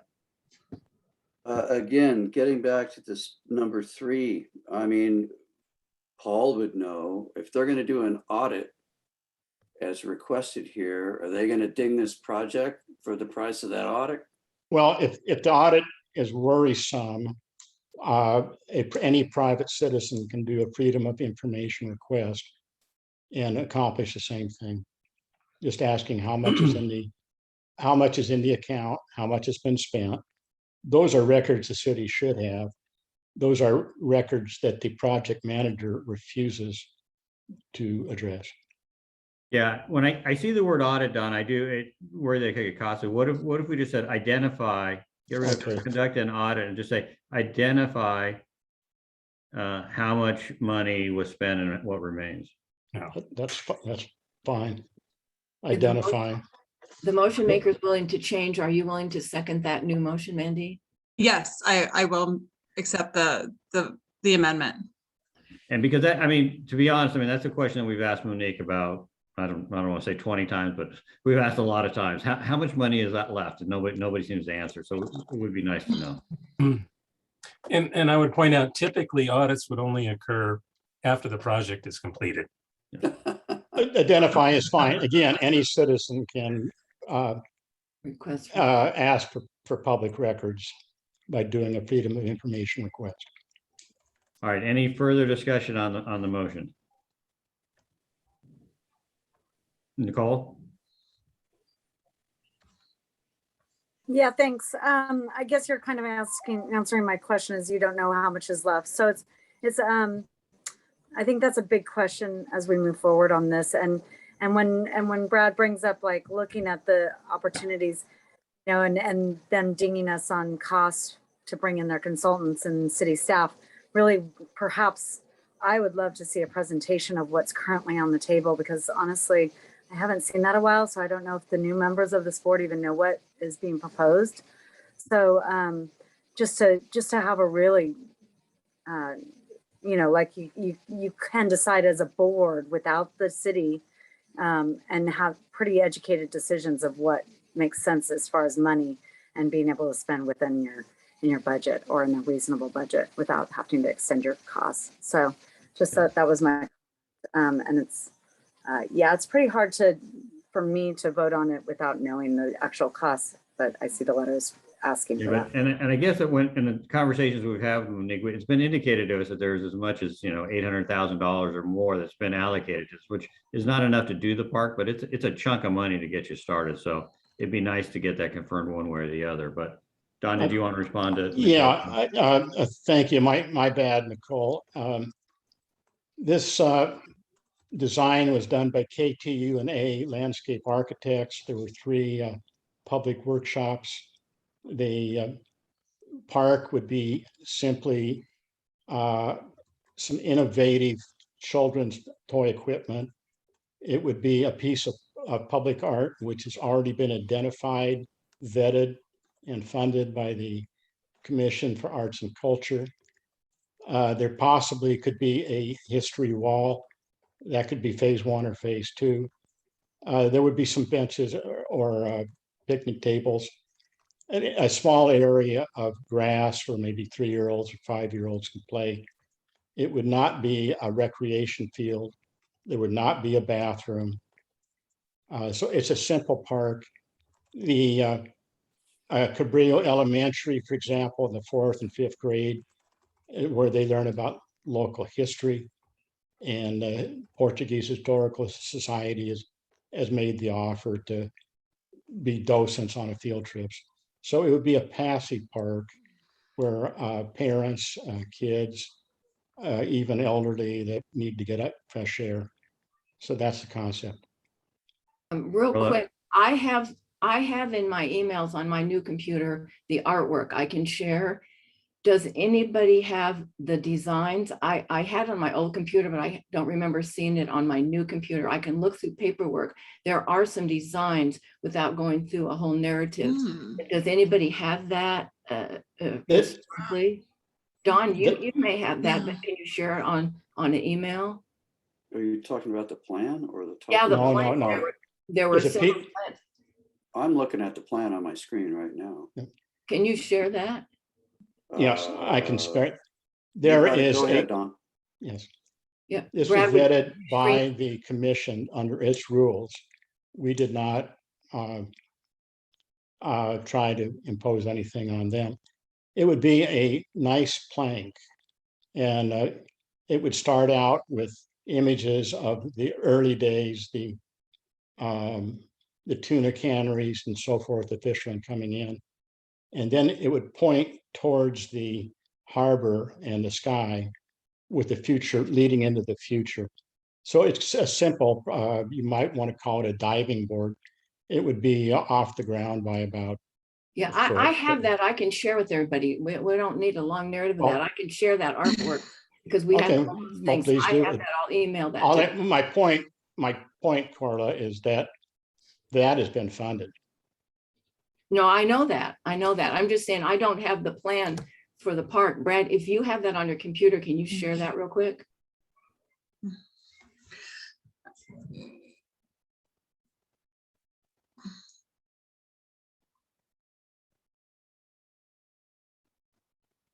You guys got that? Yeah. There it is. That's what I'm talking about. I don't have that. Okay, I guess my question, Don, was, I'm just, when we're talking about phasing and trying to, it'd be nice if we could get some, like the, California sycamore in there, some coastal oaks, and get some significant trees in the benches and things like that to actually make it, like you said, a passive park with shade. at least if, if we can get it started, or at least, I don't know, as money comes in, because we have some and it's just going to start getting diminished. And it seemed like if we just, it'd be nice to it just takes so long to get things done. It's like amazing. Anyway. Thank you for sharing that. Should I send this PDF out to everybody? Yes. I think so. What does everyone say to that? I think it's a good idea, Brad. Send it to everybody so they can see what it looks like. All right. So stop sharing that. Is this enough, or did you guys? I mean, you got to go through and look at the trees that are identified and the the improvements legend, what different things are here. So it looks like it's got a lot for everybody. Yeah, you can go out of the screen share. Let me send that out to the board, and allow me a moment to get it off to you. Yeah. So how do people feel? Are they ready to vote on sending the letter, or you ready to vote? Yeah. Okay. We are going to do this. I guess Corliss says I have to do a roll call. Yeah, that's what they're supposed to be. We should make the secretary. Mandy, you're the secretary. I know. Do a roll call. And Tracy posted the link to our artwork in the chat. If you guys want to copy and paste that, then I don't have to search and send that out. So the artwork design link is in the chat. All right. All right. Mandy, when you're ready, call the roll and ask them if they're going to vote yes or no on to approve the letter. So Don first made the first motion. I seconded the motion. So that's a yes for me. So Eva Schmidt. Yes. Tina Compton. Yes. Sam Laub. Yes. Nicole Burgess. Yes. Brad Herron. Yes. Joe Holisak. Yes. Paul Webb. Yes. Corla Equinta. Yes. All right. It passes. 10-0. We should put 10 that to in the letter 0. too.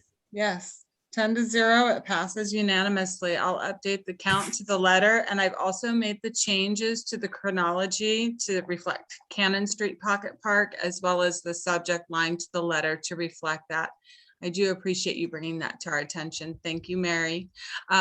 And also, Mary brought up a really good point at our last meeting regarding the city's removal of the weeds and the plant matter there. It's dried up, and she's concerned about it being a fire hazard. So we connected her with Monique Tello, and they're in conversations about making sure that that area is clear of debris and is not, creating a fire hazard to the community.